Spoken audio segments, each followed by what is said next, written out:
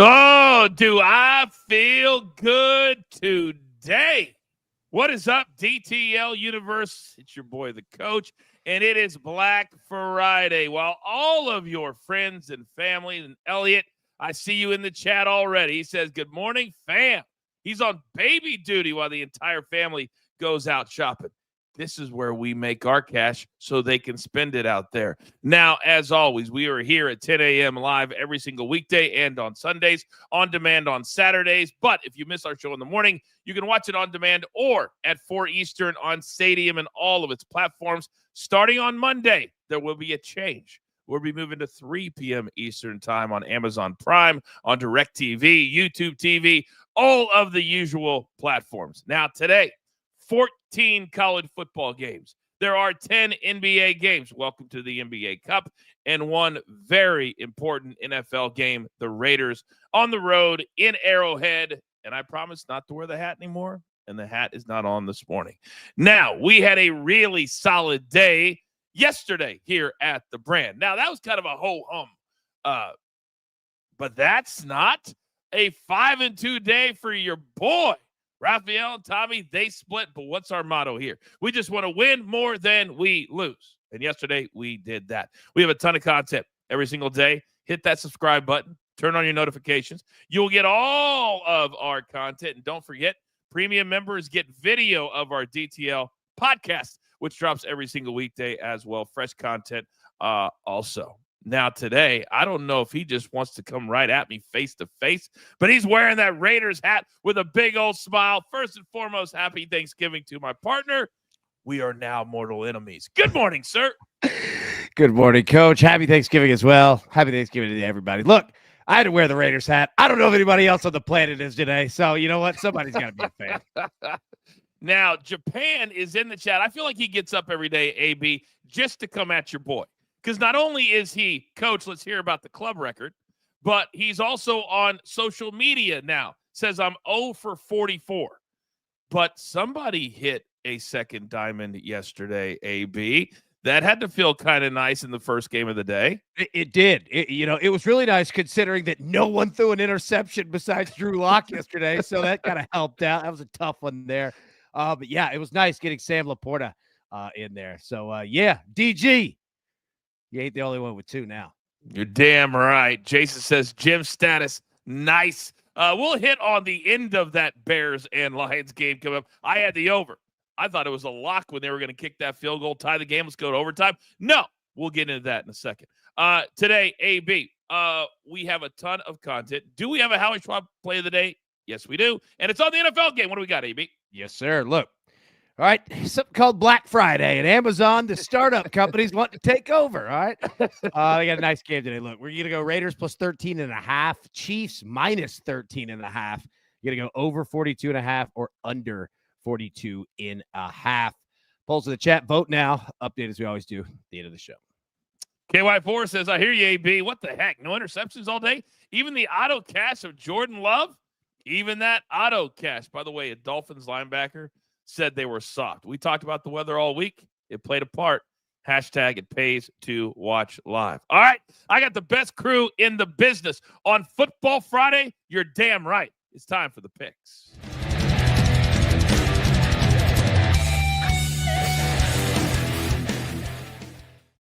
Down Tizzle says, how does Eberflus make it onto the plane or the bus? We'll hit on that in about 13 minutes from right now. But first and foremost, look at all these guys. They look about 3 or 4 pounds heavier after our Thanksgiving. First and foremost, I've got to welcome for the very first time Mama G, as we're going to call her here at the Brand. Mama Greer is tuning in today. DG, live from Memphis, Tennessee. Good morning, sir. Morning, Coach. Good morning, crew. Yeah, my mom's like, all right, we got to figure out how to find it on DirecTV. So spent some time over Thanksgiving to find it on her station for her so she could watch live. Her beautiful, her youngest boy. Yeah, she's proud of her baby boy showing up on DirecTV. Just tell Mama G you're welcome. Next, he is a man that's been all over Prize Picks, and he beat young Peyton on Tuesday. He hit his demon on Tuesday, and we've got more coming up in about 20 minutes from right now. Best beard in the game. Soupy, good morning. Good morning, everybody. I hope everybody enjoyed their Thanksgiving. And now we've got plenty more football, college football, rivalry games. One of my favorite weekends. Damn right. Georgia, Boise State. We're talking all things college football in about 30 minutes from right now. And finally, about 27 minutes from right now, we're talking about our 5-pack. He always comes out of this absolutely strong. He's the man from the dirty. Big Chuck, good morning. And Coach Crew, I hope everyone had a wonderful Thanksgiving. Welcome, Mama Greer. Tons of soccer on the horizon. Excited about today and this weekend. Ready to get it going. And thank God that this damn break is over. All right, gentlemen, today we've got one game on Black Friday, and as it would happen, NFL, they bring in the silver and black, the Raiders, who a year ago, AB, beat the Chiefs in Arrowhead Stadium. Now, the line, it is robust at 13.5. Total at 42.5. Aiden O'Connell back under center for the Raiders. You're early. Well, I guess it's not so early. It's an afternoon game today. Your take, AB? Yeah, I mean, this one's going to be a tough one for the Raiders there with Aiden O'Connell. The only question really, I believe, is how many points do the Chiefs score? Okay. And then how many points do the Raiders score? And what I'm getting at is this. I'm not playing a 13.5. Now, I'm not doubting it by any means. The Chiefs could come out and just whip the Raiders today. But I'm looking at that total because it's 42.5. And that's an attainable number here because the Chiefs have to keep this thing going. The last 2 weeks haven't been great for them, right? So you look at it, 42, that's what? 6 touchdowns, 6 times 7, 42, right? Yep. So are you going to get 6 touchdowns or, and more? You're going to get a couple field goals in here. Like, that's what I'm looking at. And I don't have the answer to it quite yet, but that's where I'm going more to the total and the spread. Well, I think the overriding theme out of that take from AB is you don't want to take a 13.5 point spread with the Chiefs. They simply don't cover. They simply do not cover. Now, DG, let me come over to you because today there's a lot of different ways to look at it, but the way the Chiefs have to look at it is the Raiders beat their ass last year in Arrowhead on Christmas Day. They can't let their guard down. Yeah, the Chiefs honestly have to show up, but it's going to be a little weird in this game. And I know you have the connections, Coach. We get that. I want to know what's going on with the weather because that's what I worry about. There's supposed to be a slight chance of snow. It's going to be 37 degrees around that area for kickoff. And so I'm curious just how this game is going to look in that aspect of it. But honestly, the Chiefs have to show up early in this game. If they let the Raiders hang around, this will be a game, and that 14 points, 13.5 will be covered. But they can put them away early. All right, weather today on the air right now. Hit me back. Oh, you don't have somebody to text like that, DG? Okay, I got it. I'll have the answer for you within the hour.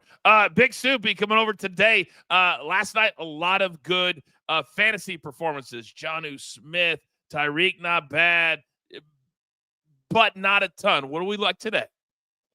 I'm looking at the return of Isaiah Pacheco. How much is he going to be involved in this game? And is it going to affect Kareem Hunt? Because he has been that lead back. He has been over 60 rushing yards in every game since he's returned. He's been able to score. That's my biggest concern. And DeAndre Hopkins, he is starting to lose his role in the game because Xavier Worthy is starting to get the biggest role in that receiving game. So I like Worthy this today. I almost looked at him, and I'll explain it in a little bit as why I didn't. Big Chuck, you are our live game operator. Do you think this is a game that potentially we may want to look at some live betting? I would, especially if for any chance the Raiders take a lead, we want to jump on the Chiefs. Also, if there's some points scored early, look at the under. I think this is an under game. So also a teaser spot where you definitely want to get the Chiefs and get some more points on that under. I'd also look at the Raiders team total under. I don't think they can get to 15 points. So there's definitely some opportunities, especially, like I said, if the Raiders get out to early lead and then we see some of those first quarter points like we tend to, then we can look at the live also. I almost looked at that team total, but I just thought 14.5 is way too low for an NFL game. Just got a text back from my boy. He said, sunny, high around 38 to 40 right now. He goes, not much of any, less than 5 miles per hour. There it is in real time from somebody standing on the field as we speak. All right, let's get into our picks for today. And we're coming off a really good Thanksgiving. So, AB, we cannot back down. Start us off. Not backing down, indeed. And I ain't backing down from interceptions. Ain't no O'Connell. Look, buddy, I think you're going to throw a pick today here. I'm going to parlay this, same game parlay. I'm going to take O'Connell INT because it's like minus 160. And I'm going to couple that with a Chiefs team total over 20.5. That's right, 20.5. Not going 21, not going 21.5. I'm going 20.5. Let's get it right there. Now, Brock Bowers, you saw him on the graphic there, tight end for the Chiefs. Pretty good. Had a really good set of games over the last 3 to 4 weeks here. I'm going to take his longest reception, over 19.5 yards. His reception number is set at 6.5 at plus 105.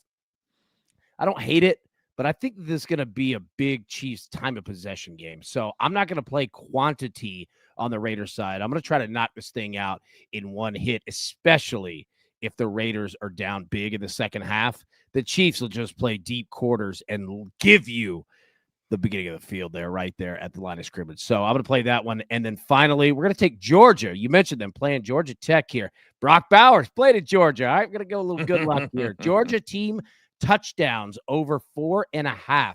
And look, Georgia Tech's a good football team. I love what their coach is doing, but I heard Kirby Smart all week, and he understands that you have to finish strong, and I believe that they're going to put up 5 touchdowns today. So I'm going to take that at plus money. And I do want to make a slight correction. You said Bowers plays for the Chiefs. He plays for the Raiders, but it's an easy slip of the mind and the tongue. But we still like him today because he's a stud. Am I right? He does play for the Raiders, right? Yeah, I don't think I said Chiefs, did I?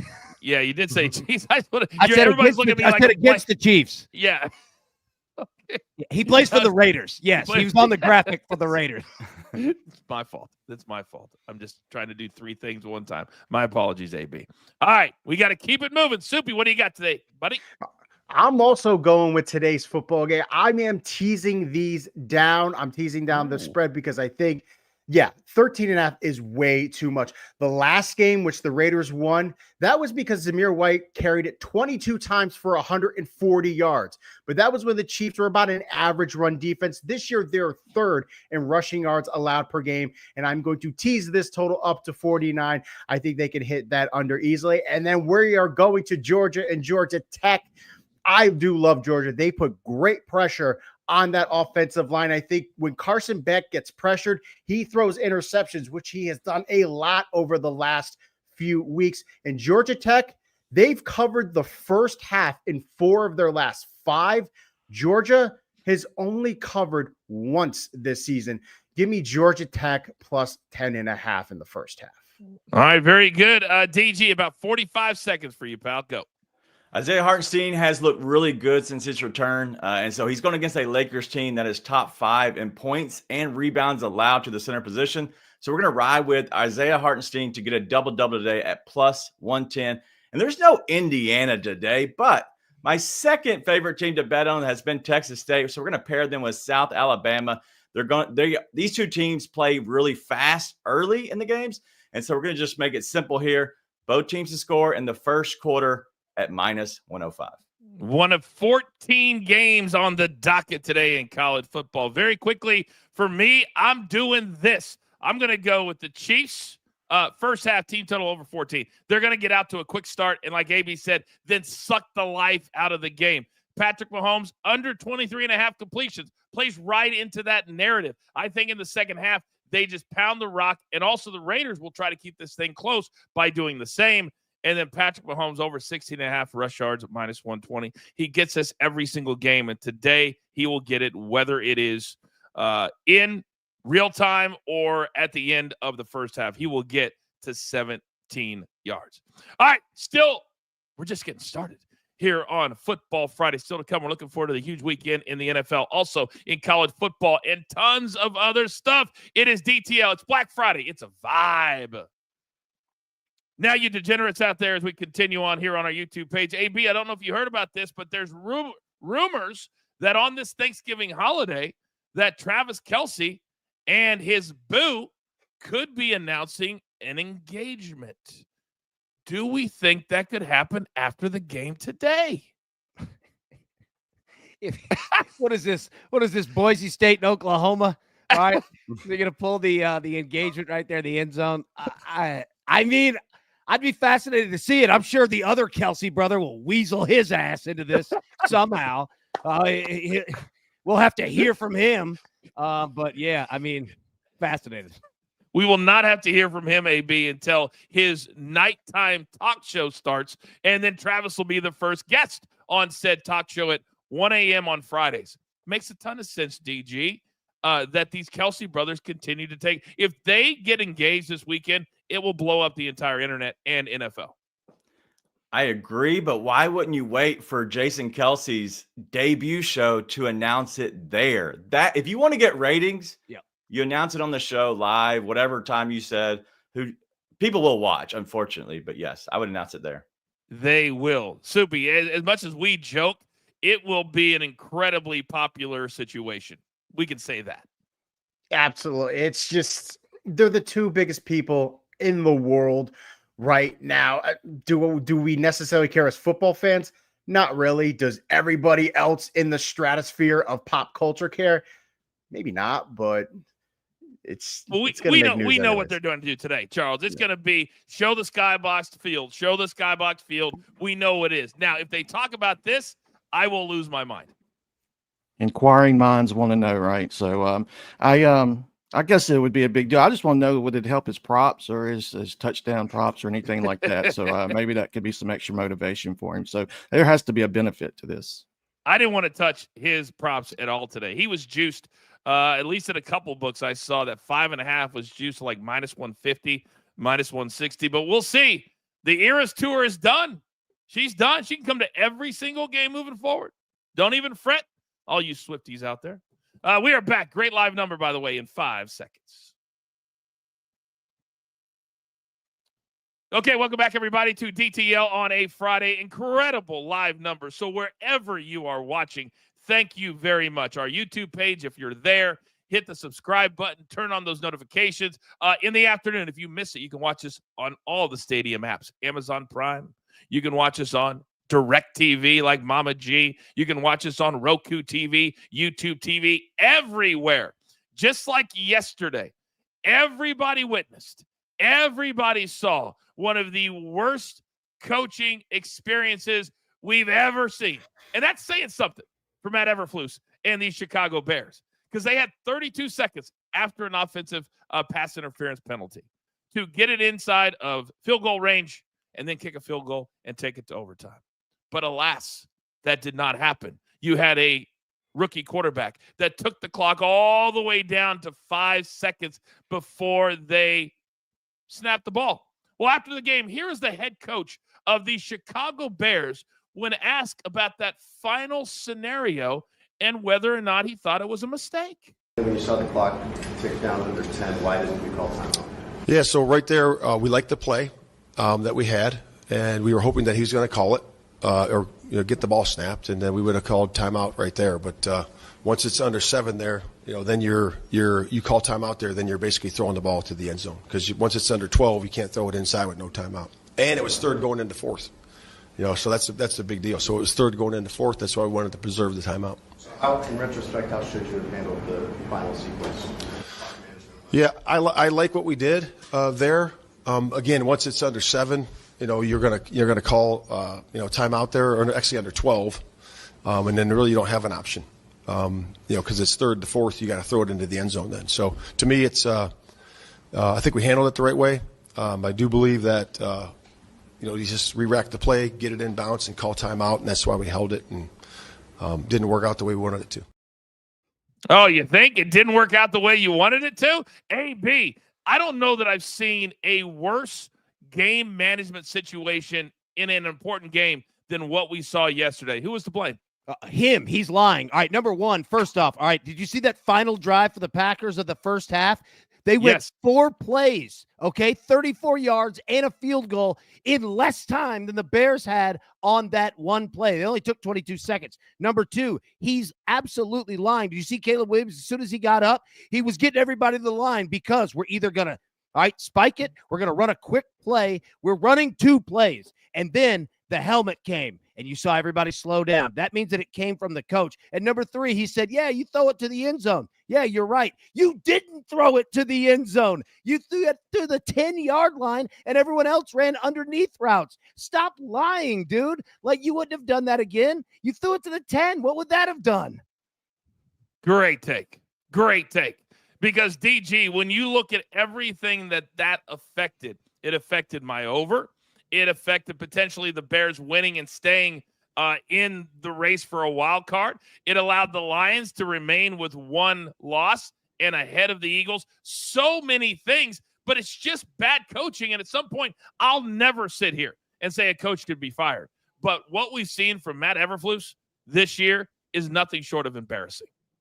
It was embarrassing, and it was a game that you look back on and you see that they had potential in the second half and played well. But the fact is this team just honestly could not kind of finish the job. But the great thing about this, and I saw this on the internet, is you will never be able to take one thing away from Eberflus in this game, and that is his last timeout. You can't take it away. It's his.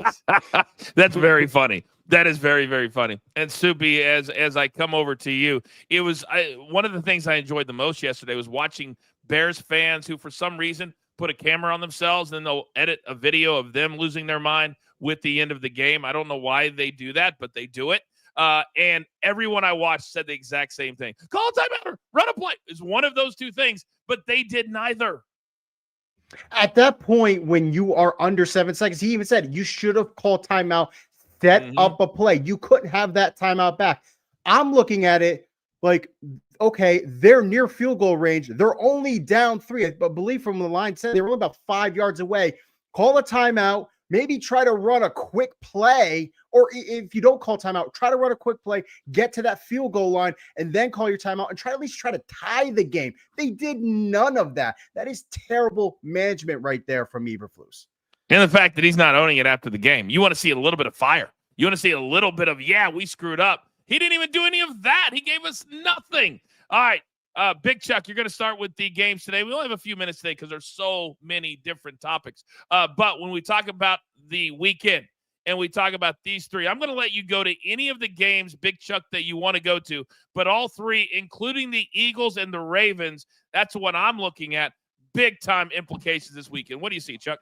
Yeah, I love the first two games, but I'll zero in on that AFC that North with the Bengals and the Steelers. Yeah, I'm kind of liking the Bengals. I kind of went back and forth on this, and I was liking the Steelers to begin the week as a dog, but as it progresses, I'm kind of looking at the Bengals. But really sticks out is the points, the 47.5. I think this one's going to be high scoring. I think we see a lot of points in this one, so an opportunity to get team totals first half. So I think a high scoring game, and I'm kind of looking at the Bengals to be the sneaky side. If it gets at 2.5, I'll actually look at the money line with them also. But yeah, I love the Bengals in the spot and the total to go over.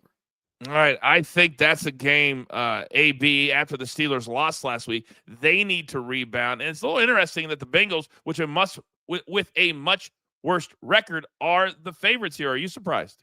No, I'm not. And that's exactly what I was going to bring up. Take a look here. All right. All home teams on this graphic are favored, and they're favored for a reason, because this is when weather starts to affect games, especially in the North and the Northeast. All right. Keep an eye on that Buffalo game. They might have serious weather up there. I'm talking Buffalo. Ooh. You can't see anything, whiteout type of a game. That total's already dropped almost 4 points. All right. It is going to be bad weather out there. But yeah, Steelers and the Bengals, man, this is going to come down to, can the Steelers score, right? Because we know that the Bengals are going to score points. How many can the Steelers acquire in that game? That's what I'm looking at there. But yeah, keep an eye on that Buffalo 49ers game. That total is seriously dropping. Very interesting. It also will be a nighttime game, so it's going to be even colder because it's Sunday Night Football. So great take there. DG, let me come over to you real quick. As we look at all of these games, any of these stick out to you for any reason? I've said Philadelphia, they're frauds from the very beginning. But honestly, I like them in this matchup going against Baltimore.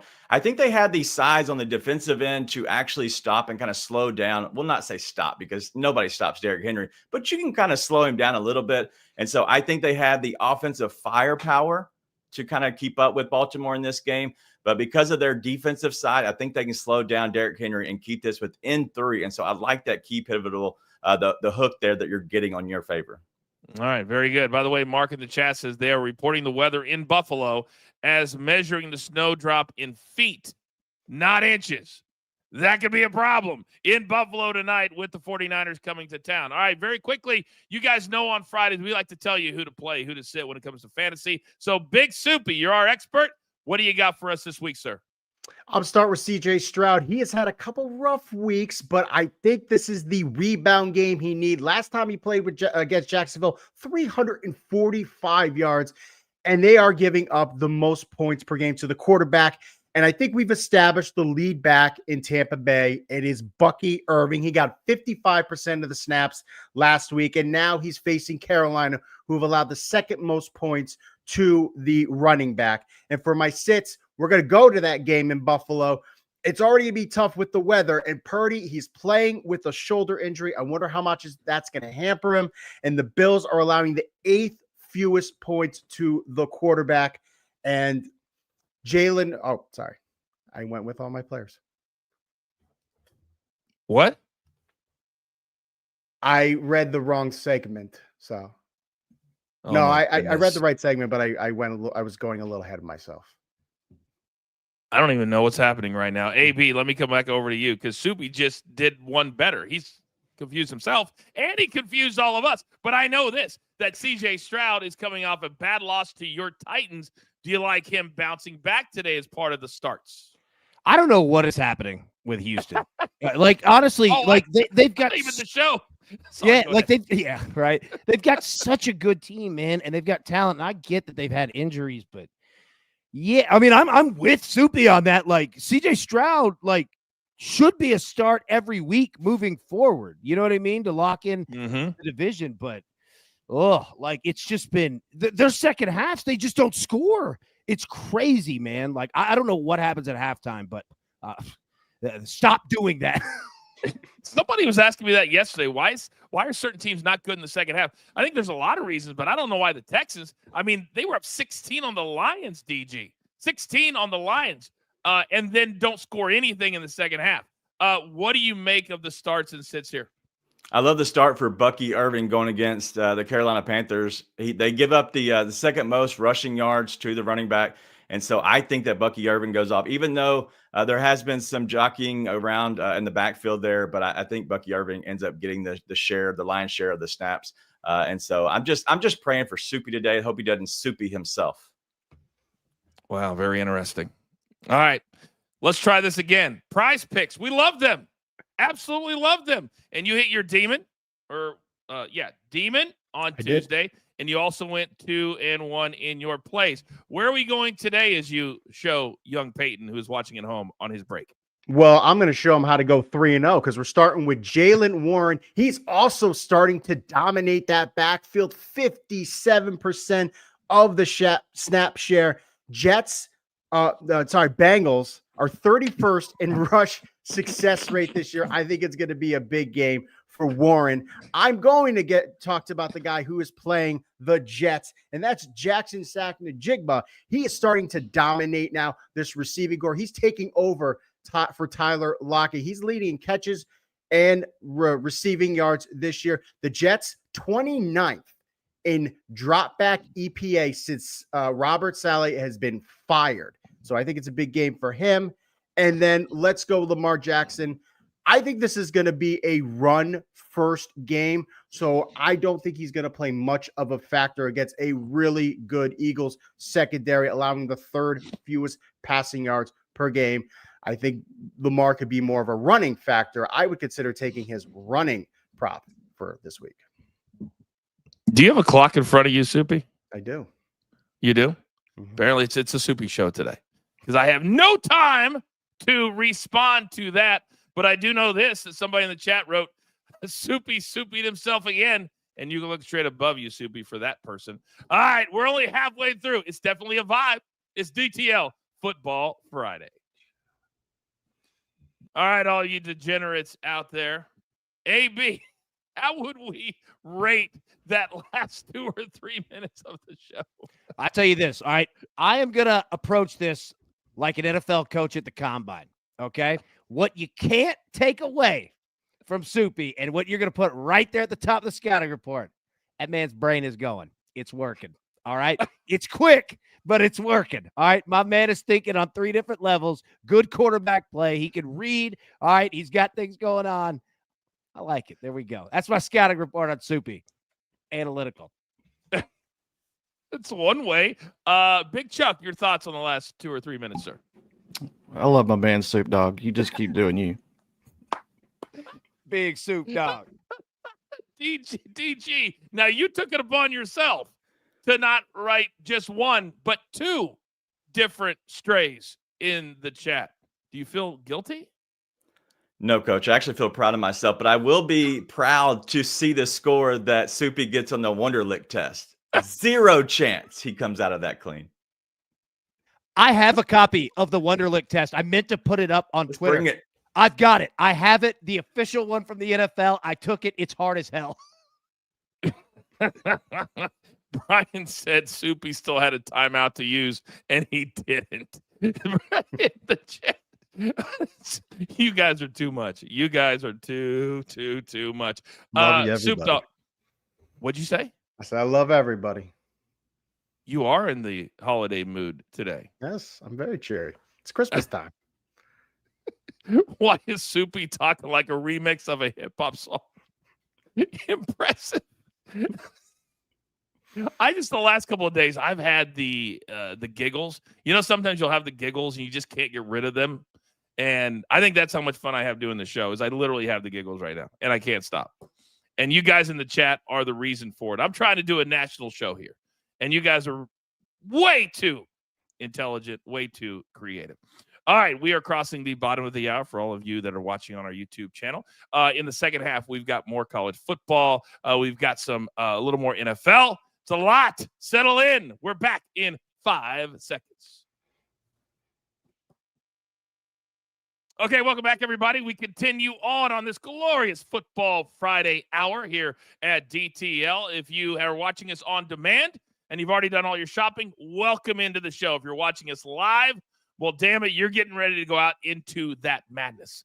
But we never want you to go without being armed with your 5-pack from 5 of the biggest leagues in all of the land when it comes to soccer. So this section of the show is just me and Big Chuck. There he is. So, Charles, throughout the weekend, we've got some big games. You have honed in on several. What do you got? Let's start with Friday. EPL, Brighton versus Southampton. This is the South Coast Derby, and I'm riding with the both teams to score an over 2.5 that is cashed in 3 straight and 5 of their last 6 meetings. Saturday, La Liga, Barcelona versus Las Palmas.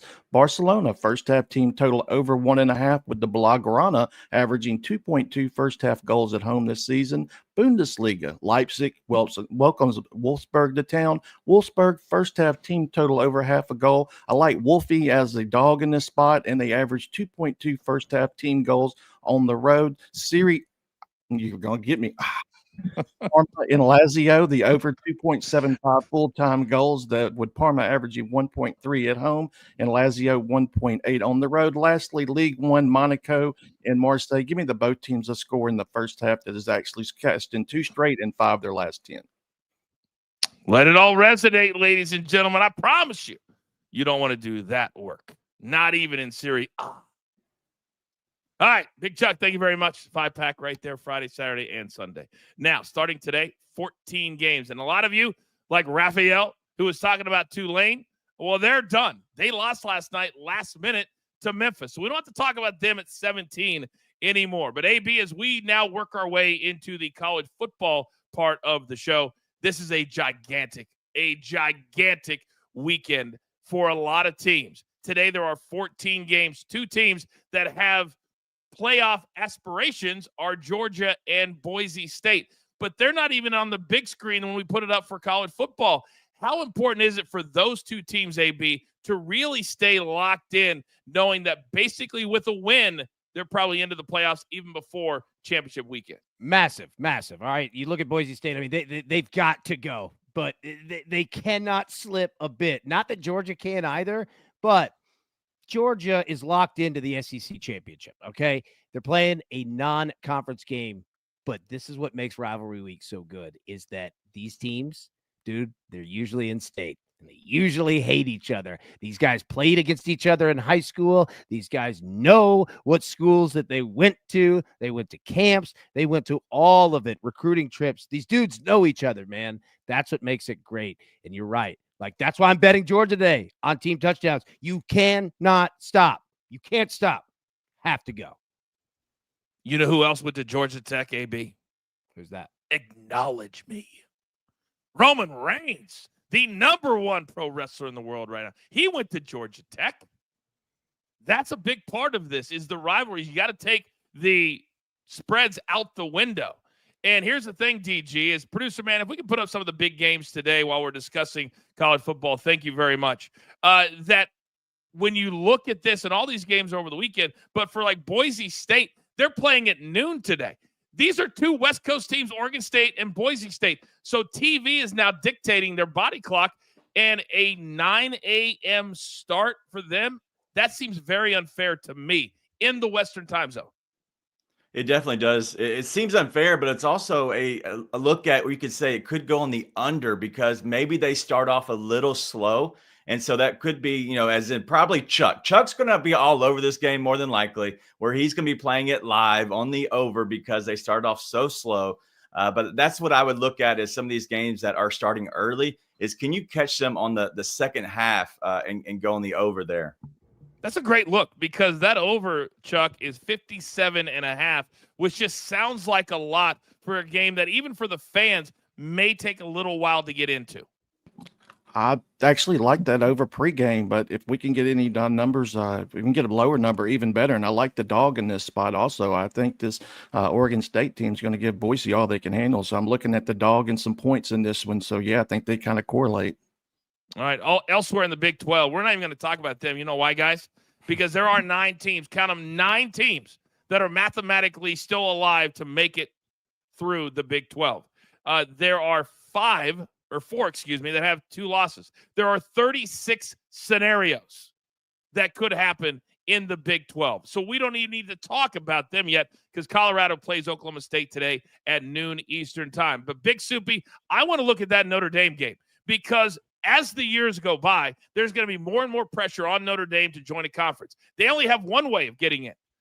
Everybody else has 2 ways of getting in, and Notre Dame has certainly played the part. They have been blowing everybody out. How much does that hook scare you just a little bit? A little bit, because I do like Southern Cal. Their defense has gotten much better. That's been their big benefactor. The non is their offense has not been better since last year. Notre Dame, they are going to run it down your throat. That's what they did against Army. Army, one of the best rushing defenses in the country. Southern Cal, not that bad, but with Jeremiah Love and Riley Leonard, they are just going to go through that line of scrimmage. I will still take Notre Dame and the hook. I think this is going to be a game where they just start to break away, chip, and finally break away.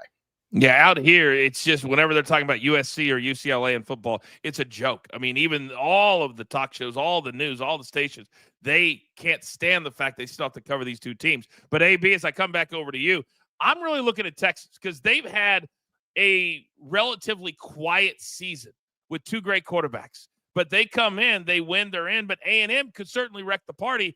And that's something nobody's talking about, that if the Aggies win this game, it will blow up the entire conversation, which maybe I'm here for it. You? Oh, yes. And let me say this. Do not ever underestimate the hate between Texas A&M fans and Texas fans. That is real. Texas treats Texas A&M like little brother. They have for 50 years. And remember, these 2 teams haven't played each other in 12 years. They used to play every year. Once A&M went to the SEC, they broke that off. That was out of hatred. I'm telling you, this game is going to be a hard-fought game. Texas, if they get up, they will not stop. They will not stop. I like Texas with the 5, and pay attention to Auburn against Alabama. Alabama ain't got much to play for, and Auburn hates Alabama. Hatred. All right, and Hugh Freeze, he sniped big teams before, including Alabama. Yeah, these games mean something, man. I love how this season has played out. I love that what AB just said right there. Normally, we're not able to say that heading into rivalry week. But now, with all these wild card spots and these at-large spots and so many teams with 2 losses and 1 loss, this is exactly what we wanted and exactly why we wanted to expand, DG, the playoffs to 12 teams and not just 4. Quick question from Austin in the chat. He says, Colorado first quarter money line. Boise State first quarter money line. Early play today. You've been talking a lot about first half bets all season, mostly with Indiana. What do you make of this play, though? Both games start at noon Eastern time. This late in the season, you have to go with the teams that have something to play for. And so I know that the other teams can be spoilers in this instance, but I would go with that. I do like that look there, especially on a Friday. Why not? Let's have some fun. Let's have some fun. And I tell you what, Miami has had fun all season, Soupy, because they're probably the worst of the top 10 teams.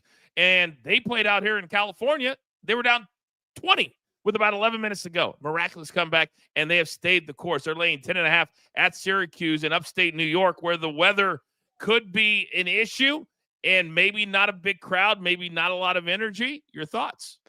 What Miami's problem is they keep these games too close. Some of the times they've been breaking away, but that's like late in the third quarter, fourth quarter. That's what happened against Georgia Tech. They kept that game close. Georgia Tech, great defensive pressure. Cam Ward fumbled at the end. When I look at that 67, I see I'm going to see a lot of points, and that's what gets me nervous, is because Miami likes to keep these games close. And you've got Kyle McCord, who played with Ohio State last year. He's a great quarterback. I like Syracuse getting the 10.5 in this game. 10.5, Big Chuck, because at the top of the ACC, you've got Clemson, Miami, and you've got SMU. I always forget SMU is even in this conference. So Miami, not only, in my opinion, needs to win, I think they need some style points because we never know what's going to happen the next couple of weeks. I think this is the spot for them to put up some style points. I liked them a lot in this one, and I like a lot of points. I think they're in the Carrier Dome as well, so this should be a fast track. So we should see plenty of points. I think Miami finally comes out and puts down a dominant performance. They've kind of just been going back and forth through the motions the last couple of weeks. So I think this is an opportunity for them to really show out and put up a lot of points. I think we see a track meet, and they cover this one. Yeah, they definitely don't have any defense to speak of. I did a house show one time, a live event, as we call them, when I was in the WWE in Syracuse. And I remember saying to myself, how the hell does anybody come to school here? I don't know how they've had so many great athletes over the years. Shout out to Nathan, member for 9 months. But AB, we have something in the chat. It's a football Friday. We want to give something to the people. Well, they want to know if you could do, as we go to a one shot of just AB, your impression of Chris Berman saying Raiders. I kind of want to get that clean. If you don't mind, I'll lay out and you just do your thing. The Raiders. That's what I'm talking about right there. Clip that off, producer man. And even threw in a little, do you want to do the work as well? I saw that morphing.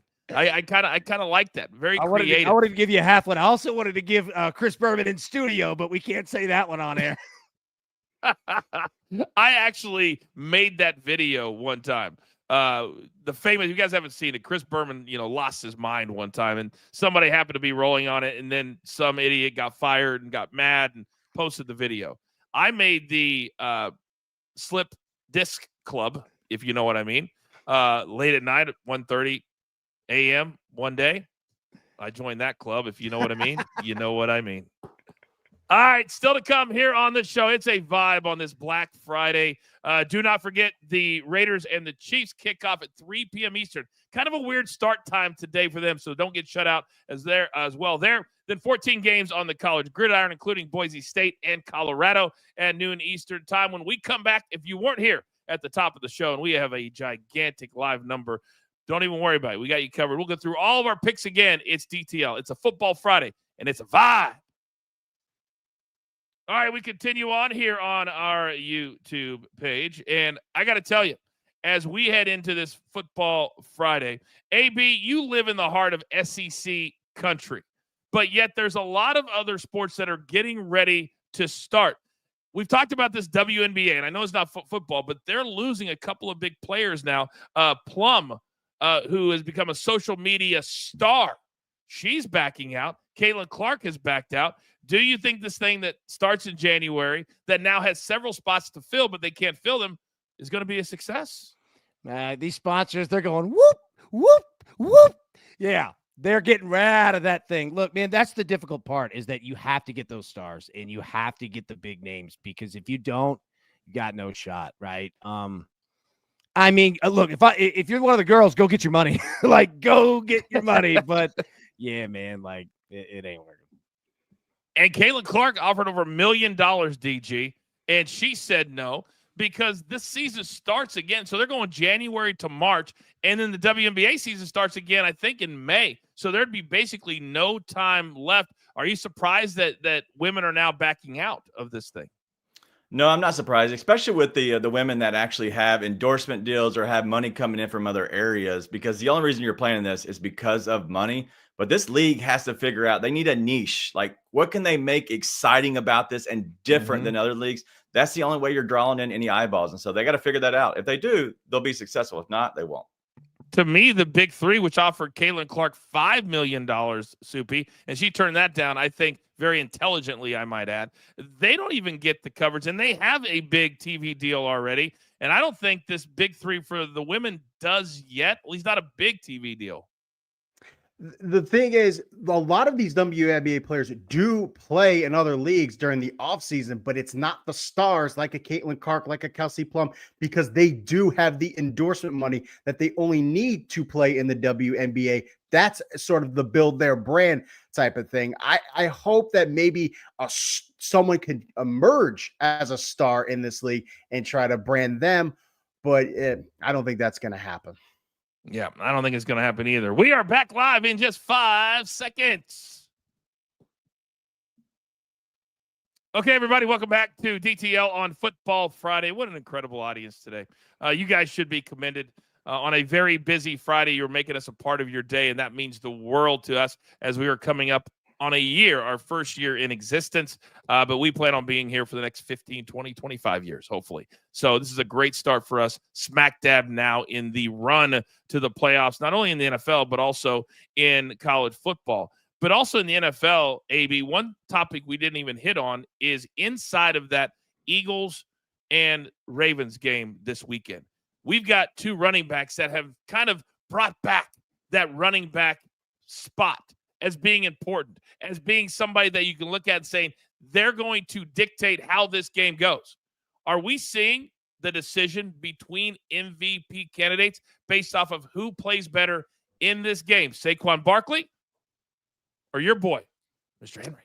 I think it's Saquon only that could get MVP, and I'm not bashing on Henry, but I think Saquon has the juice to do it, right? And if he goes off against the best rushing defense in the NFL, like, who's going to take it from him? You know what I mean? But then again, these voters, they only vote for quarterbacks. I want to see it. Even somebody who was upset when Derrick Henry didn't get MVP for, running for 2,000 yards that only 8 people since the Old Testament have done, right? But I think I hope Saquon gets it. I hope that they give him the shot to do it, because, dude, look at that move, man. That was a massive move for both of those guys, and it's paying off.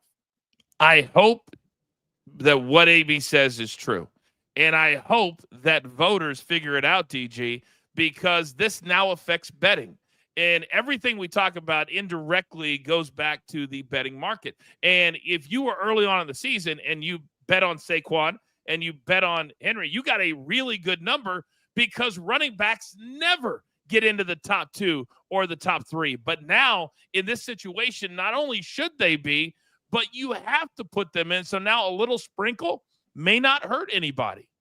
It's less about honestly the stats at this point, because they're all good enough to get the MVP. It's all about what catches the eyeballs, right? And who kind of is the trending guy going up through the media.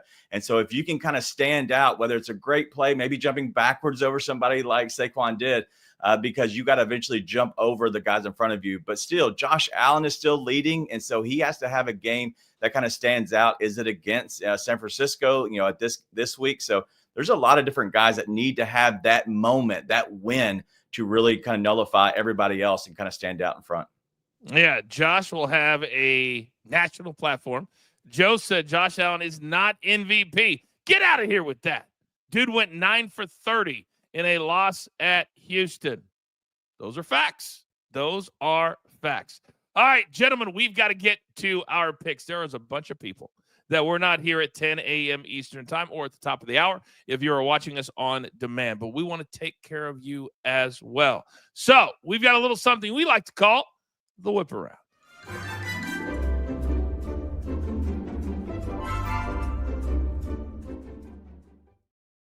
All right, here we go. And I love this part of the show. About 10 seconds or less, one nugget or two on each play. AB, my OG, start us off. Yes, sir. Same game parlay here. Aiden O'Connell, 1+ interception, and the Chiefs team total over 20.5, -110. Brock Bowers, Raiders tight end, longest reception over 19.5 yards. And then Georgia, team touchdowns over 4.5 today at +110. Let's get those feet in the end zone. Bulldogs. Soupy, let's go. I'm teasing down Kansas City -6.5 and the under 49. Last time Aiden O'Connell played the Chiefs, 9 for 21 for 62 yards. He relied on the running game. I don't think they do that in this one. And then Georgia Tech, give me the first half of +10.5. Look out for Aaron Fillo. He will interchange with Haynes King for the Georgia Tech offense. He is the all-time Georgia passing leader going against a rival. I think he has a good game today. All we need is the first 30 minutes, however. That's all we need for Big Soupy to catch. All right, DG, you're up. We're going to go Isaiah Hartenstein, double-double at +110. Great matchup, but he's also done this in 3 straight games. Let's go for 4. Then we're going to go to a game that's today, Texas State, South Alabama. Both teams like to play well early. We're going to go the first quarter, both teams to score at -105.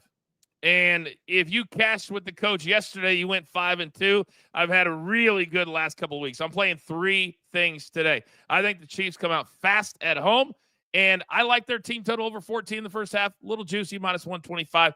Doesn't bother me. Then I think AB's analysis is spot on. I think the Chiefs will get out and they will suck the life out of this game. They don't want to put Patrick Mahomes in any more danger than he needs to be, which means he won't have to complete a whole bunch of passes under 23.5. And then I like over 16.5 rush yards. He always seems to get it done. And lately, he's been asked to do a lot, including run. Last week, he had 60 yards on the ground. 60 a week ago. He can get 17 today. Now, on the pitch, there's a lot of soccer bettors out there.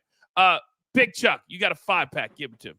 Friday, EPL, Brighton, Southampton. I'm going to go with the both teams to score an over 2.5. That is cashing 3 straight and 5 of 6. La Liga Saturday, Barcelona, Las Palmas, Barcelona. First half team total over 1.5. They averaged 2.2 first half goals at home this season. Leipzig versus Wolfsburg. Wolfsburg first half team total over half a goal. They averaged 2.2 first half on the road. Sunday, Serie Parma Lazio over 2.75. Parma averaged 1.3 at home and Lazio 1.8 on the road. Lastly, League One, Marseille welcome Monaco to town with the both teams to score in the first half that has cashed in 2 straight and 5 of their last 10.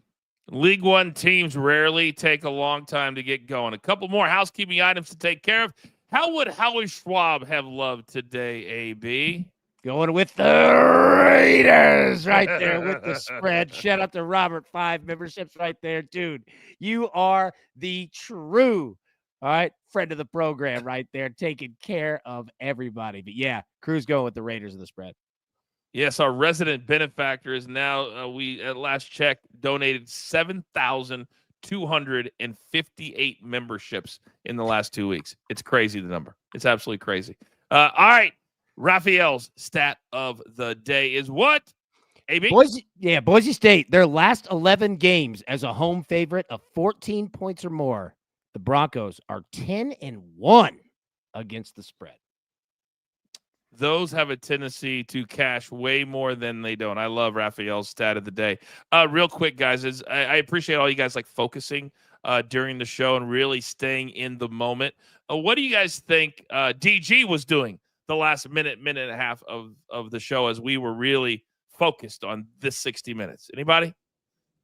Oh, he was promoting Weekend Wagers, a show that he hosts later today at 3 p.m. Eastern time. And then his boy Mark comes in behind him. And then who's the other person on said show? Robbie Hockey. Interesting last name, but Robbie Hockey is the last name. So DG, I'll give you 20 seconds. You don't need to pub in the chat. I'll let you tout it right here.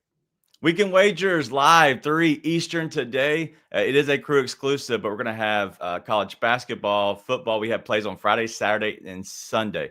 So if you miss it on Friday, you still have a chance to catch it for Saturday or Sunday. Interesting. All right, it is a Football Friday. It's a vibe. We only got a minute left before I got to do my classic ending to the show. AB, I'm going to give you the last 30 seconds here, big boy. Final take today. Absolutely. All right, look, I'll tell you this. This is the Super Bowl weekend. All right, for everybody that works in the service industry and retail, okay? I spent many a year in the trenches. All right, if you live on tips, all right, here are 2 that you need to adhere to, okay? People from out of town, all right, and moms. Those are the best tippers. Take care of them completely because moms are great tippers if you take care of them, and people that are from out of town, they pay in cash. So remember that for this weekend. Handle your business. Good luck. Happy hunting. 8 years I was a waiter at Sirloin Stockade in the middle of Kansas. That's how we got down. Loved those little old ladies with that quarter tip every Sunday. It was solid. Now it's time for all of you to go out into the world and do it at your own risk. It is Black Friday. It is a madness out there. But understand this, there's only one thing left to do. And I believe you all know what that is. You've got your marching orders. Let's take all of these tickets straight to the pay window. My entire crew, damn it, do I love them all. Big Chuck, Big Soupy, DG, Producer Man, AB. I'm the coach. Don't forget PFL, ESPN Plus, 1 Eastern time. I'll be there with Ian Parker doing all of the betting for them. Until then, enjoy your day. It's DTL. Only one place. Football Friday. It's a vibe. Good luck.